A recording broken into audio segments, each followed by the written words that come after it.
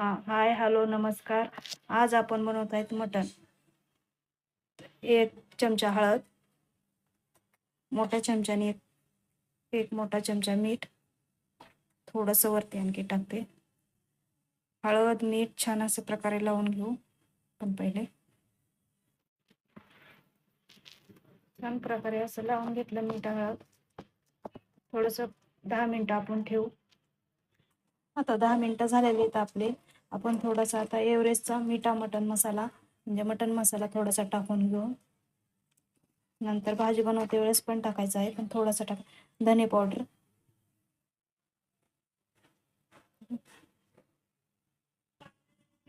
आता मी मटण मसाला धने पावडर हळद मीठ हे पूर्ण लावून घेतलेले आहे आणि 10 मिनिटं ठेवले होते. आता परत आपण तेल टाकून घेऊ. 2 चमचे मी तेल टाकले. आता त्याचे मसाले टाकू. 2 तेजपत्ता, 2 लवंग, 2 मिरी, 2 दालचिनी, हे सर्व मसाले टाकून घेऊ.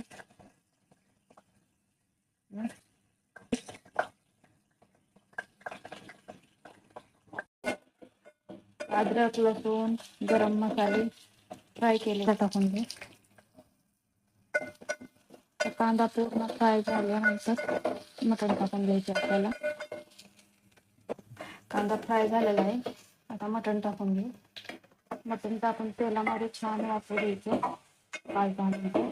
नंतर पाणी ठेवून शिजवून घ्यायचं आहे. शिजल्यानंतर पिवळा रस्सा झाल्यानंतर आपल्याला काळा मसाला बनवून रस्सा बनवायचा आहे. सुटलेलं आहे.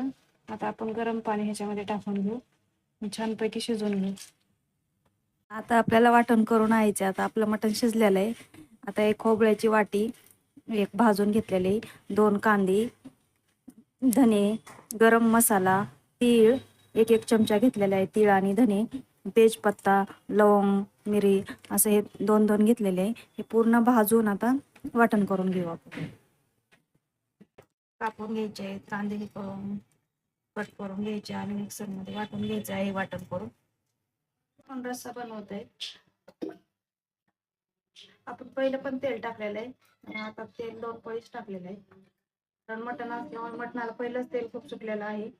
हे करून शिजून झालेलं आहे छानपैकी. असं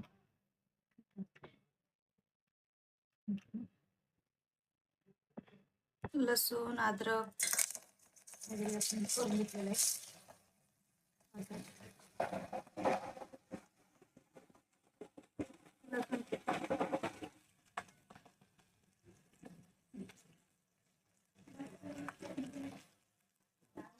खोबरं भाजून कांदा खोबरं लसूण अद्रक हे सगळं वाटून घेतलं.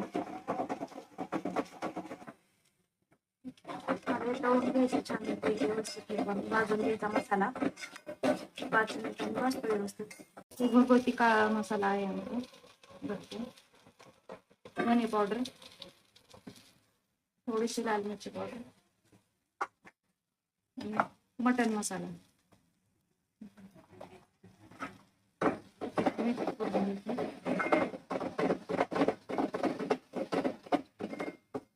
मसाला थोडासा करपू नये म्हणून थोडस आळणी रस्सा टाकते मी त्यामध्ये. त्याला तेल सुटेपर्यंत भाजून घ्यायचं.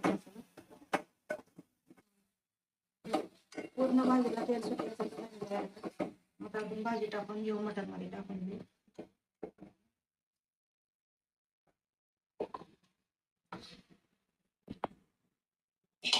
आता हे थोडस डाळव्याचं वाटण घेतलेलं आहे. त्याच्यामध्ये थोडस गरम पाणी टाकून टाकते भाजीला. थोडस आळून थोडस घट्टसरपणा येतो डाळ्यामुळे.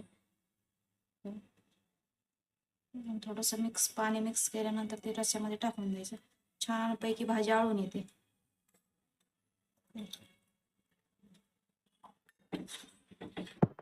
छानपैकी आपल्या भाजीला तरी आलेले आहे. छान उकळी येऊस तर 5-10 मिनिटं ठेवायची मंद गॅसवर थोडस तळून. आता आपण आळणी रश्श्यामध्ये तर मीठ टाकलेलंच होतं. थोडस चवीप्रमाणे थोडस मी आणखी टाकते वरून. टेस्टसाठी. झालेली आहे, छान असा कड आलेला आहे. आता वरती कोथिंबीर टाकून घेऊन आता आपण जेवण